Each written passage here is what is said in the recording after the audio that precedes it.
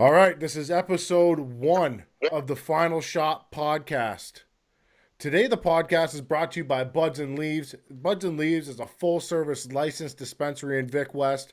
I urge everybody to go over there, get yourself a Buddha stick. If you're not using CBD and you're a performance athlete like an MMA fighter or a boxer, a runner, a football player, I highly recommend it. Get yourself some Smile Spray.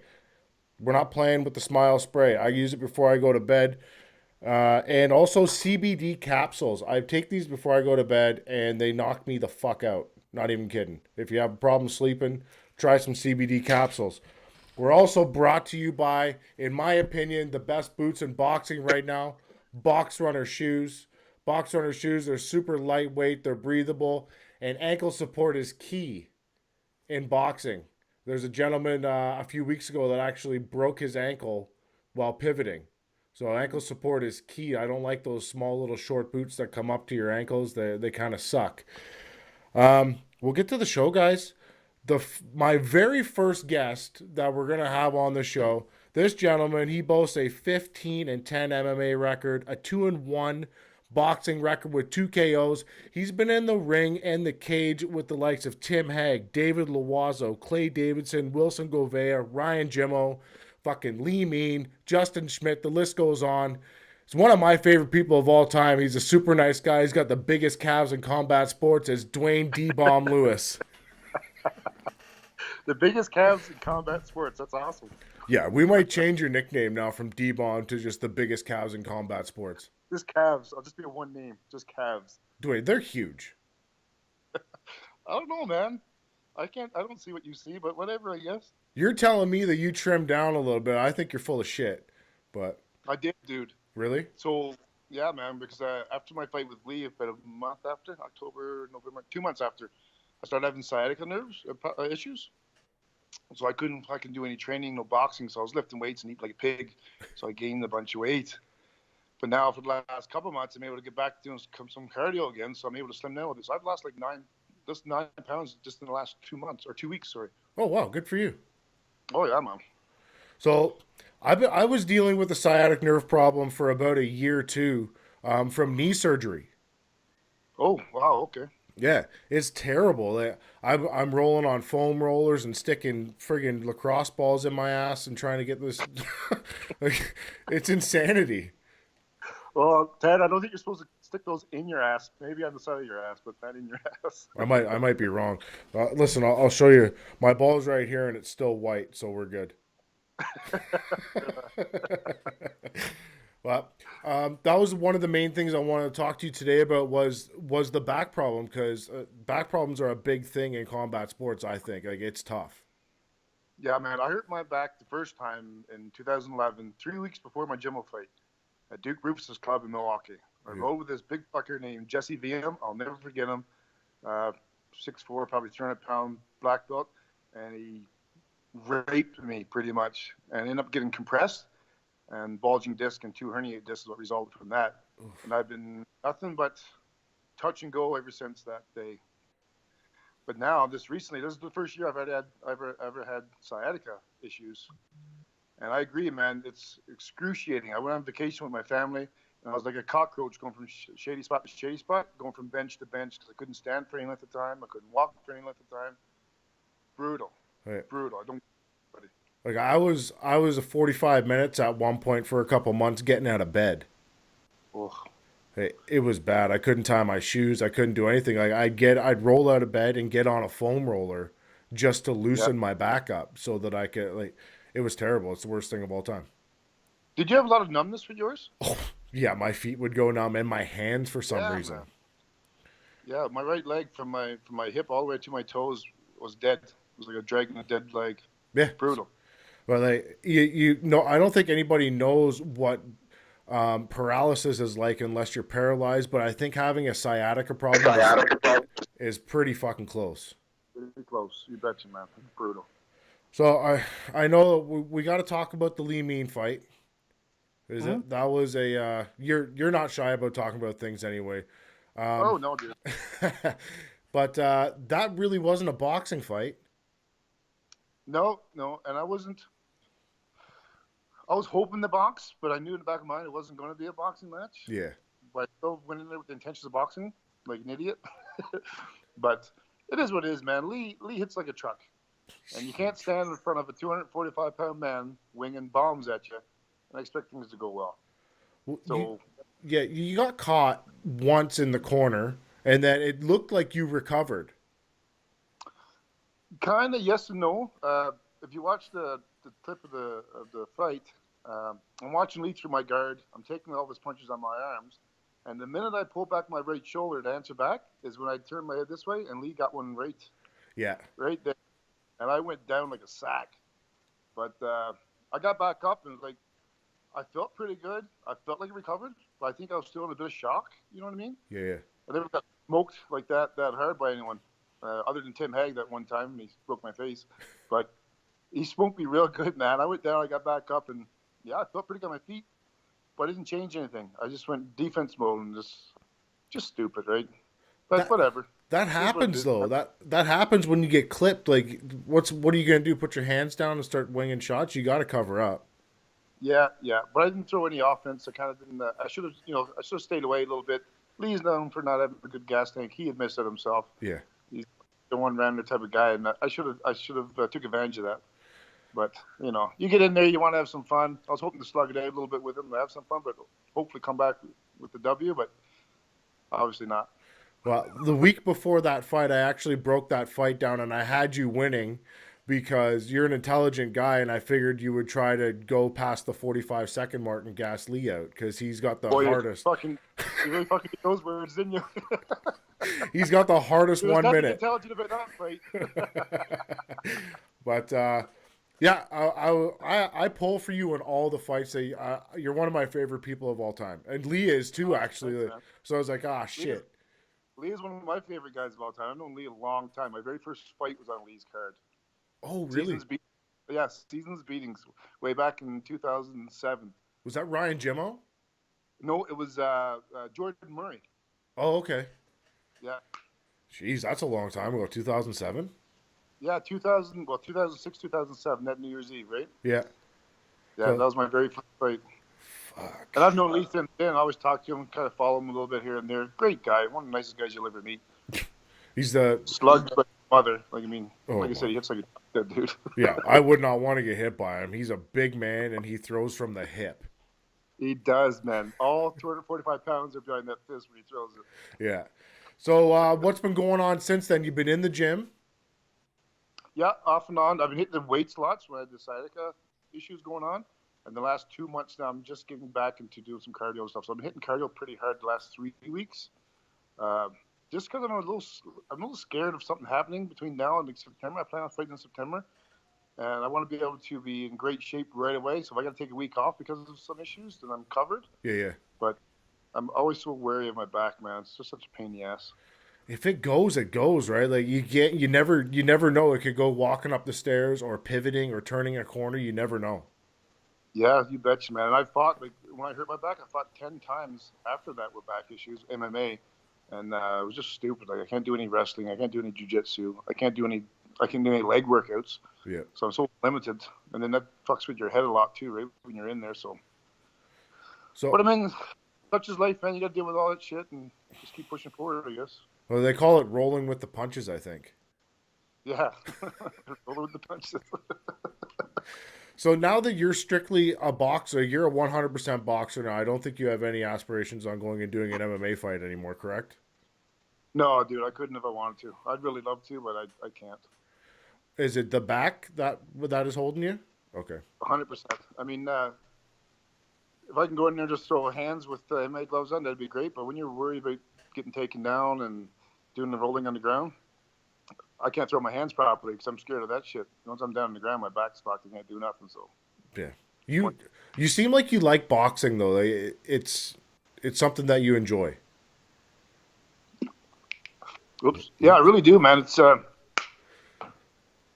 gives me a chance to compete still, right? And still, I can work around the back issues. Like I'm not doing the things I had to do in MMA, so I'm able to still get in the ring. I'm still able to throw down. I'm still able to have some fun, meet new people, fight different guys. It's a lot of fun, man, and I'm gonna keep doing it for as long as I can. I mean, Lee is 51 and he's still doing it, so I'm 43. I got a few more years. I don't know how Lee can still get in there at his age and beat the shit out of somebody. Yeah, but the guy's always constantly training. You watch him on, you see him on Facebook and Instagram. He's always rolling in the gym. He's always training with his guys. So he's Yeah. active all the time, man. He's a healthy 51-year-old, no doubt about it. Well, the other thing is he has a very skilled son, and I think Lee needs to stay sharp so that he can still beat the shit out of him. Yeah, man. I think he might be gone past that level right now. I think Jordan could probably take him if he wanted to, but that'd be a tough scrap either way. I think. Yeah, it'd be fun to watch. No doubt. Now, I've seen you've had your daughter in the gym too, hitting pads with you sometimes. Yeah, I then started doing a little bit of pad work at home with her. She goes to boxing. She goes to Southpaw. Yeah. She just loves it. So, like, she's a pretty active kid, man. She goes from boxing to karate to piano to swimming. Yeah, she's flat out. And I love the fact that she loves the boxing and the karate. It makes me feel pretty proud. And You gives like me a little that? sense of security, too, as she gets older. So I've got how old's your daughter? She 12, I'm guessing? She'll be 10 in a couple weeks. 10. So I have a 7-year-old, and she likes to box, but she's the little buzzsaw. We call her the boogie child. She's nuts. I've seen that, yeah. That's But yeah, she likes it. She's a little bit aggressive, but I also think it's a great outlet for kids to be able to go. Like, there's a lot of bullying and shit that goes on these days at school, and people calling names, and nobody wants to handle it like we used to back in the day, right? So for a kid to be able to go smash on a bag or smash pads or even spar with their friends at the gym, it's a great outlet, and I think it can alleviate some of the shit that goes on in their heads where things go bad. You know what I'm saying? Oh, 100%, man. Kids being bullied is one of my biggest fear. I always worry about my kids, in school these days, especially with the cyberbullying and stuff like that. Yeah. So the fact that she can handle herself gives me that little sense of security. So if someone does bug her, and I'd give her full authority. If someone bugs you, you tell them to stop, they don't stop, you give that kid a shot in the neck, and I'll deal with the consequences. Right in the neck. Right in the throat, man. Right Yeah. in the throat. So I always tell my daughter and my niece and nephew that it's equal force, right? That's why if somebody touches you, touch them back. That's right. Like, That's right, man. if somebody wants to put their hands on you, then you have the right to put your hands on them. 100%. And just because you put your hands on them and they lose some teeth or something like that might not be such a bad thing. It's called a lesson. That's right. So you're just home from work now then, right? You're off at camp. Yeah, I got back last night. I spent a week up there, so I'm home for a week now. So it'll be steady training. So what do you do? 1 week in, 1 week out? That's right. Yeah, I'll go for a week of days. I come back for a week off, and I go up for a week of nights, and so on and so forth. You're a better man than me. I wouldn't be able to do it. It's pretty tough, man. The commuting, the hardest day is leaving here and getting up there. Once that's done, it's not so bad. Once I'm up there, I mean, one good thing about it, in the sense, is almost like you're in prison, man. I go do my work, I come back to my room, I got nothing to do but work out, and I go to bed. So it kind of keeps you pretty disciplined. So do you have internet or anything? What's that? Do you have the internet? Oh yeah, Okay. I have internet stuff up there. You betcha. So you could like FaceTime or Skype with your kids if you really wanted to. Oh, 100%.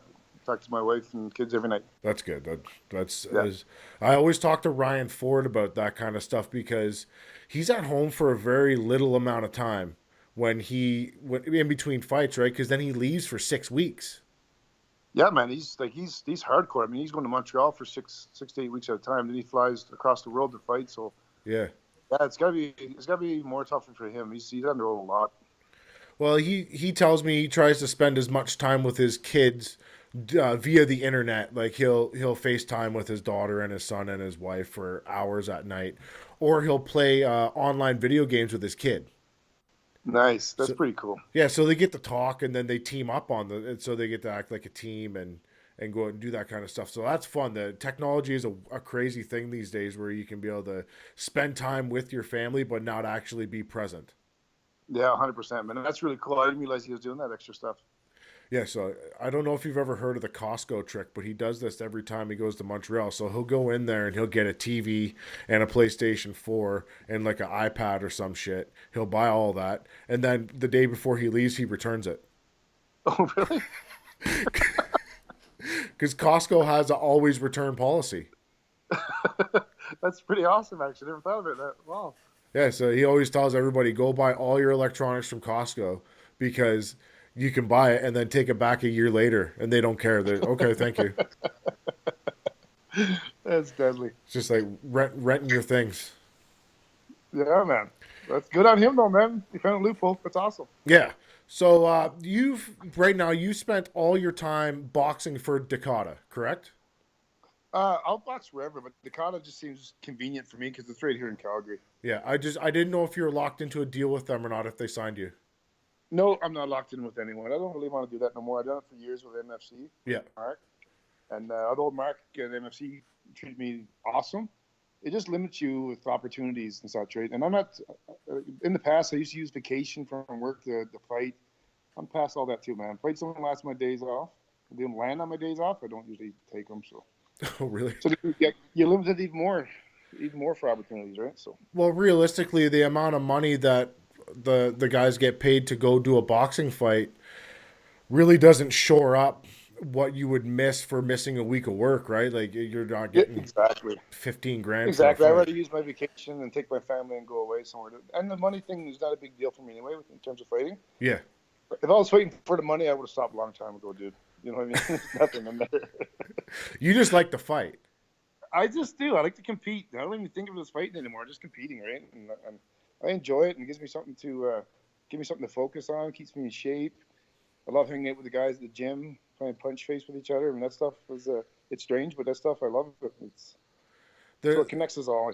There's something weird about the bond between guys in a gym when they crack each other in the head. Isn't it the strangest thing ever, man? It's so weird. It is. Like some of the guys, I love them dearly at Southpaw, and we'll get in the ring and we'll be punching each other in the face and the nose and try to take each other's head off. And after the bell rings, you give each other a hug and talk fun stuff. It's just ridiculous. It's so weird. It makes sense. Like some of my closest friends, we've literally gone to war in the gym. Yeah, man.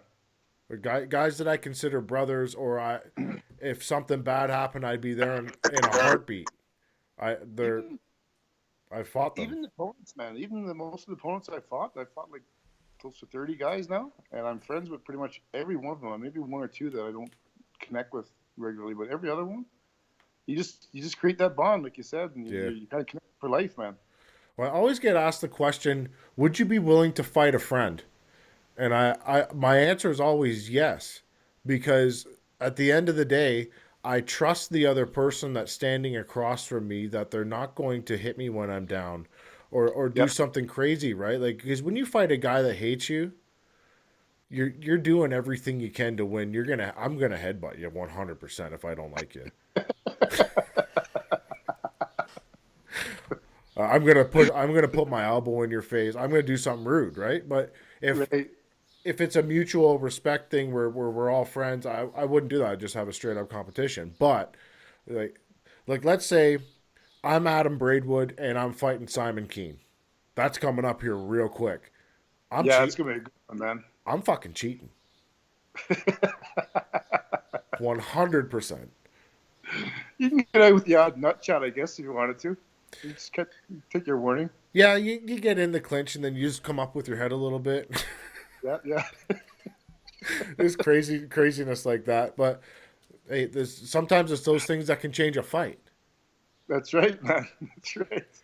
And once the fight's done, no one remembers anything except for the W or the L on your record. You know what I mean? Well, realistically, even if you fight a guy that stands across from you and you hate him, you're usually friends after anyway. Most likely, yeah. You work it out in the ring and then it's over with. But one of the coolest guys that you've ever fought of all time is Justin Schmidt. Yeah, Justin, man. That guy, I see some of the stuff he pulls on the internet and on his Tub Talk, and I shake my head and laugh. Yeah, he's a cool guy, man. He won his last one. It was pretty awesome. He got banned on Facebook. I'm not surprised at all. No. The amount of dick shots that have showed up on that show, Tub Talk. I believe you were on Tub Talk. I was on there. It was fun. I was on Tub Talk too, but that video had to get deleted. Oh, shit. So you want to hear the story? Sure. Okay, so we were in the tub. Like I was in my tub, he was in his tub, and we were talking. And then my doorbell rang. It was fucking FedEx. So I was expecting a check to come in the mail for me, so I had to go get it, or they would have screwed off with my check. So as I was getting out of the tub, I'm an idiot, and I put my phone down. You could only Oh. you could only guess what showed up, right?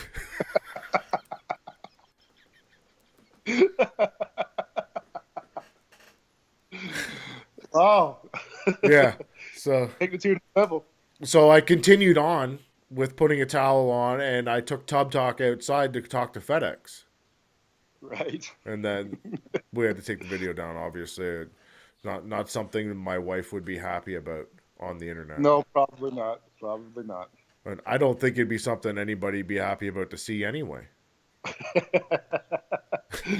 don't imagine guys are gonna go looking or go searching for it. So I don't think so. If they did, we got a problem. yeah, no kidding. So you mentioned September.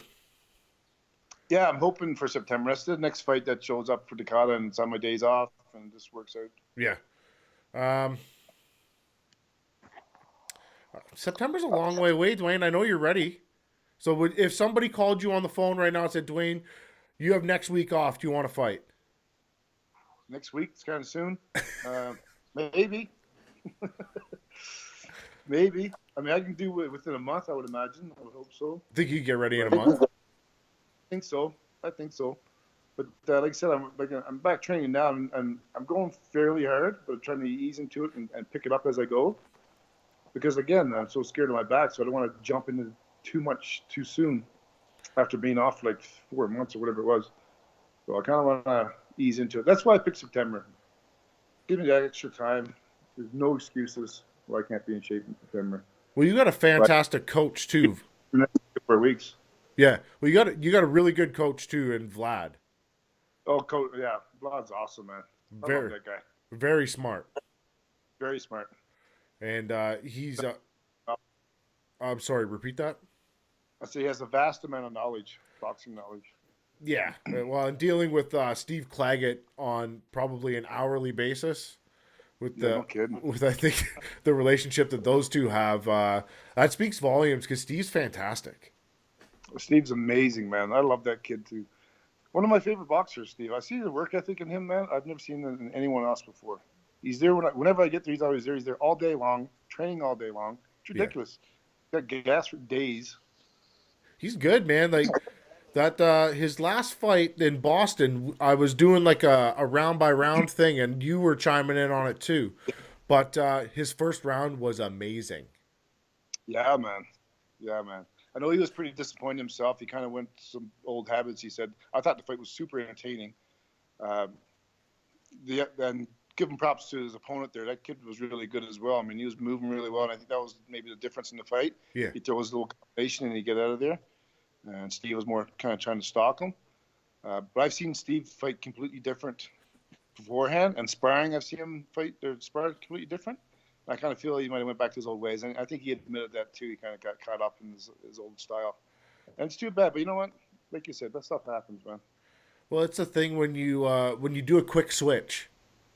Like Cam O'Connell had the same problem when he fought G Time in Montreal. They tried to change a few things with his style. It didn't. It worked for a little bit, and then once you get hit, it's one of those things where you revert back to what you know best. That's right. You want to get comfortable again, so you go back to your comfort ways, 100%. And I think that's what happened in the third round in Steve's fight, because the second round wasn't bad either, but the third round, he kind of went back to Hammerhead Steve, where he was going to try to just come at you like a Mack truck and take you out. But, yeah, for sure. And then what round was it? I think 6 or 7. Steve landed that flush right hand, dropped the guy. Yeah, 7th round. I came off my sofa, man. I was like, this is it. He's going to finish him right here. But that kid was pretty resilient, man. He come back strong. He recovered really well. Well, you and I were jumping around like a couple idiots at the same time then, because I did the same thing. Yeah. Because I thought the fight was going to be over at that point. I thought Steve would finish him with the minute and a half that was left in that round. But unfortunately, that didn't happen. but I thought Steve was losing the fight up to that point, except for the first round. Yeah, me too, man. And I was cheering for. If you feel so heartbroken watching your buddies fight and see them, not come away with the W, especially after you watch this guy train so hard for months, it is heartbreaking. Always feel more emotional when I see some of my friends lose rather than I lose myself. It's a pain in the ass, but you know what? I'm at the age where I don't give a fuck. I did not. I give a shit.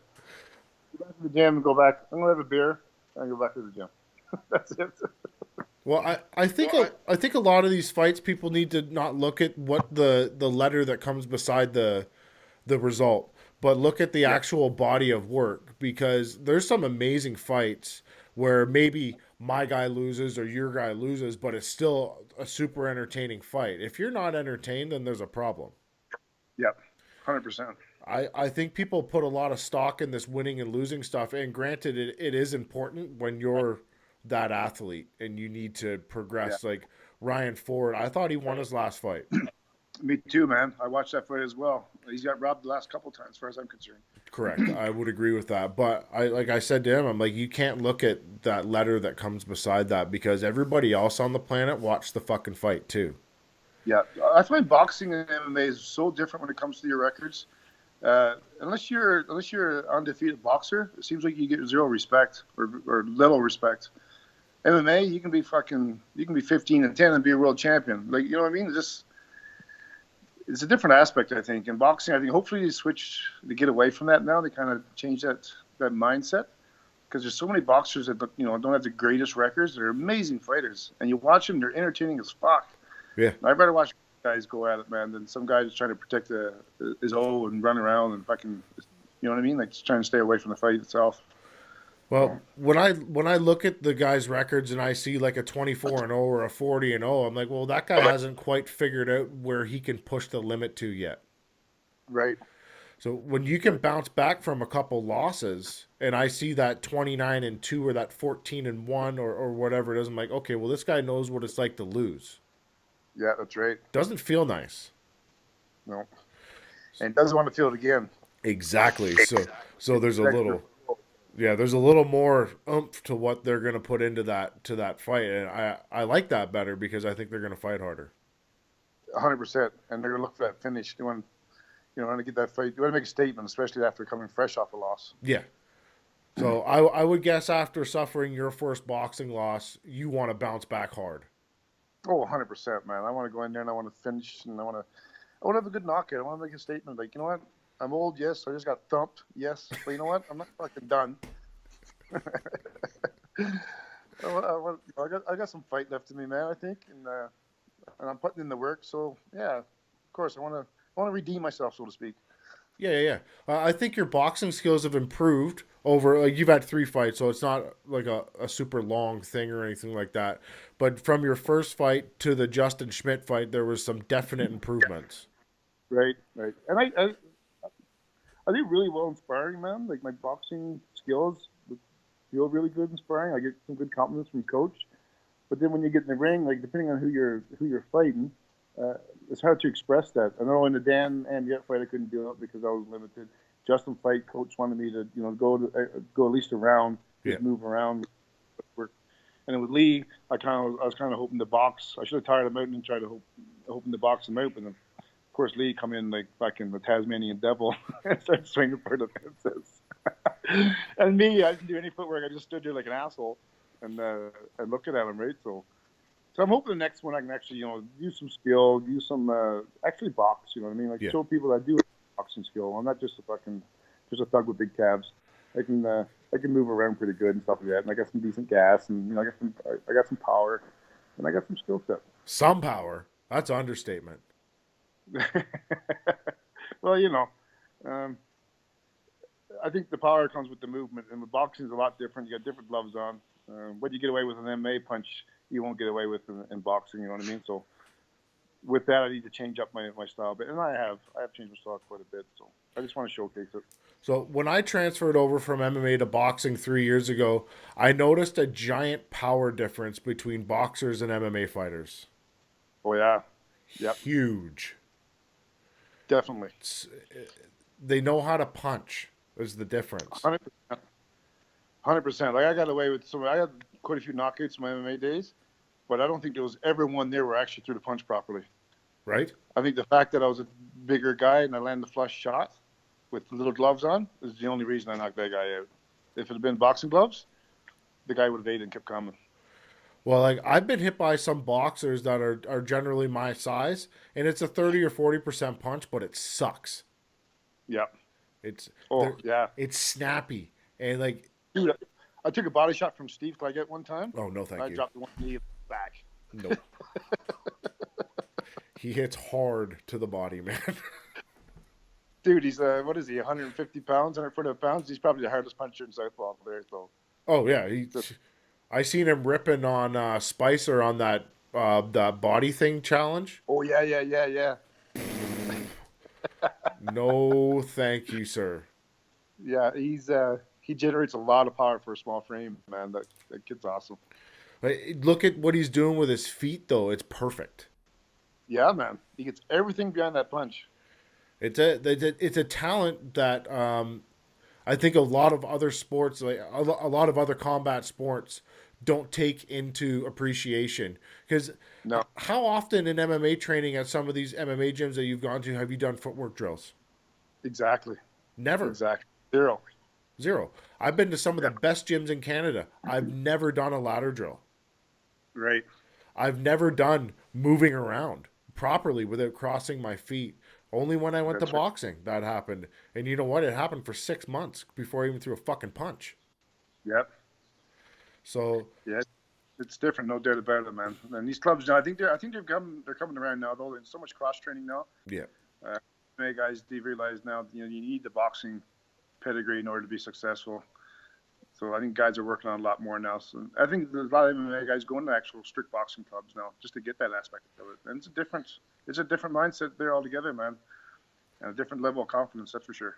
I 100% agree with that. I think Conor McGregor had a lot to do with it too. Watch his footwork. 100%. Yep. It's immaculate. Yep. It's not boxing like Floyd Mayweather level, obviously. But for MMA, he's light years beyond everybody else. Yep. You know what big difference I find too, going from MMA to boxing, which a lot of my guys think I'm crazy, it's the cardio. Cardio for boxing is way different than MMA, man. And you would think it would be just the opposite. With MMA, you got your up and down, your wrestling, your jiu-jitsu, your clenching. Doesn't even hold a candle to boxing cardio, dude. Doesn't Not even close. Like a 3-minute round of hard sparring for boxing sucks. Yeah. It sucks. Yeah, especially if your opponent is your sparring partner is putting pressure on you. Yeah, it When sucks. he's putting pressure on, damn, you get drained fast, dude. But if I were to go do a 5-minute MMA round of sparring right now, I'd be fine. Yep, 100%. Wouldn't bother me in the least. But if you're right. Like if you're leaning on the ropes, and your guy is pushing you in the corner and all that, everybody's got to remember there's only really 2 weapons that you can hit with. That's right. But boxing, there's so many different other weapons that you have to learn too. Because there is a wrestling aspect to boxing.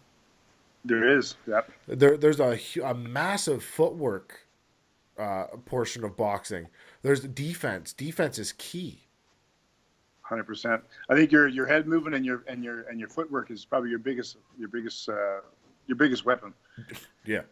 Like even if you throw shitty punches, but you got really good footwork, you're going to win a lot of fights. You're cutting those angles, moving that head, you're gonna do some damage. Well, have you seen a young guy named Ryan Garcia fight? They call him the Flash. Yeah, dude, I seen him. Perfect Ridiculous. example. Yeah. I don't think he has devastating power by any means, but his footwork is great and he's fast. He's very fast. Yeah. Yeah, amazing. He certainly got the right nickname, that's for sure. Have you seen his Instagram? It's hilarious. No, I didn't. Oh my God. Go follow him on Instagram. He dresses up like the Flash and hits pads.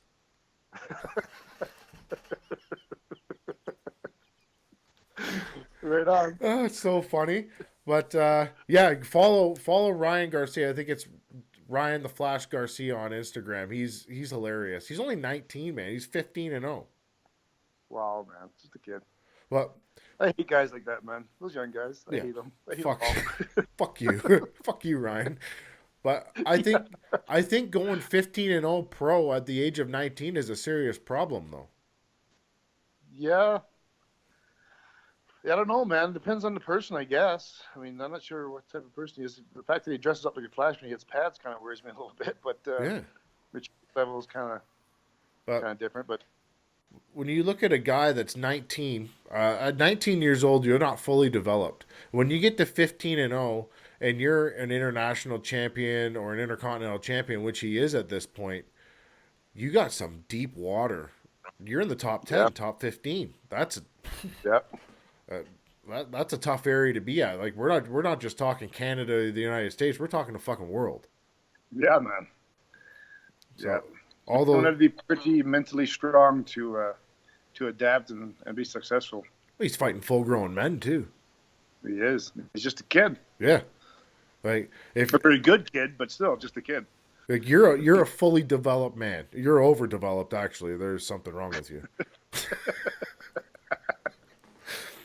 But Well, there's definitely something wrong with me, for sure. 100%.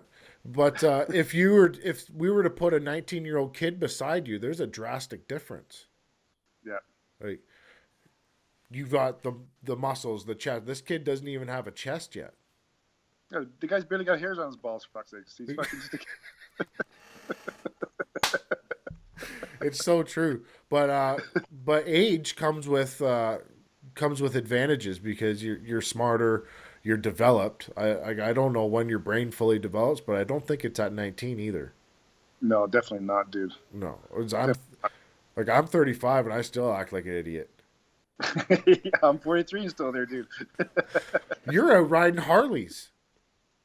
Oh, me? I love my bike, yeah. What do you got? I got a 2012 Road Glide. About a second hand, because I lost my fat boy in the fires Yeah. up in my back, so I had to buy another bike. Especially being down here, man. There's lots of nice riding areas down here. I'm close to the city. I'm close to the mountains, close to the border. So you definitely need a bike down here. I think it's fucking dangerous as shit. It is, but I mean, some of the drivers are assholes in cars and on bikes. So I mean, you got to be careful. I mean, you always got to be riding defensively. Yeah. I never go through an intersection where they're checking all four ways. I don't care if I got a green light or not. I'm looking, man, because you never know what's coming the other way. So I try to be as defensive as I can. But I mean, you can't live your life in fear either, right? Otherwise you won't do shit. So That's very correct. But like I rode bikes when I was younger, and I ended up on the hood of an old lady's car because she rear-ended me and popped my bike up, and I ended up on the hood of her car. And after that, I was like, you know what, fuck it. But they make vehicles for a reason that have 4 doors. I'm just gonna go ride in that.